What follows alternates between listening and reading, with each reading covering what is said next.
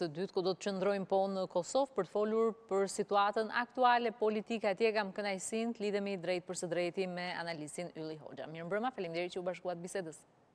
Mirëmbrëma, mirë se u gjeta. Si çdo herë është kënaqësi të jemi së bashku në këtë bisedë në një periudhë që duket se ka një vimësi, tashmë po bëjmë një vit që flasim, le të themi, për pengesa dhe pauza për të pasur një qeveri në Kosovë dhe aktualisht jemi pikërisht në pozicionimin në të cilën Kosova ndodhet përballë dy çështjeve të rëndësishme, zgjedhjen e presidentit që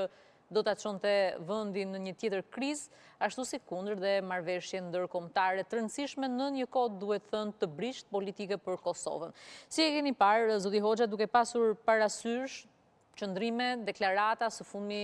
zoti Kurti nuk ka mbajtur ndonjë qëndrim, duhet thënë, përsa i përket një koalicioni qeverisës apo një mënyre se si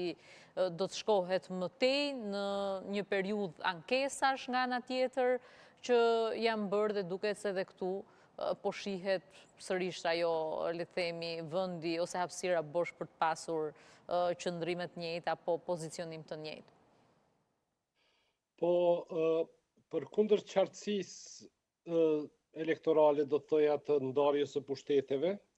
që prodhuan zgjedhjet e 28 dhjetorit duke i dhënë lëvizjes vetëvendosje një vepërsi të thellë ndaj subjekteve tjera. Kishim një periudhë të humbur për shkak të një turpi të madh të vjedhjeve të votave brenda kandidatëve të vetë subjekteve politike, dhe kjo konsumoi një disa javë kohë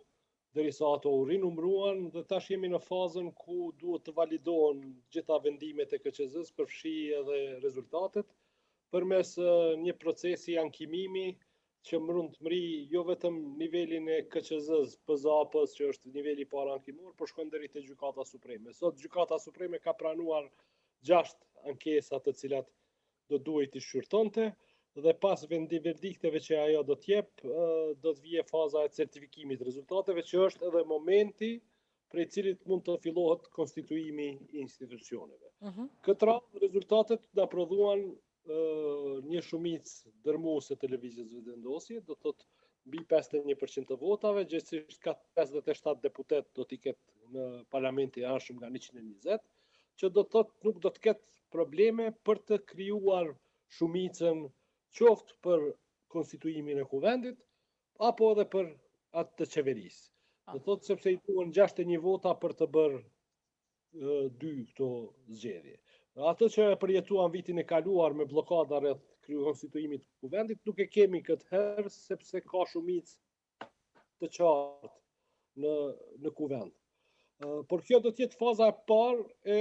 cila te i kalohet lehtë. Faza e dytë vjen deri me 5 mars, Kosova ka një afat tjetër që duhet të zgjedh presidentin e Republikës, dhe këtu vështirësohen gjërat sepse në sallë duhet të qëndrojnë 80 deputet në mënyrë që ky proces të jetë i legjitim. Dhe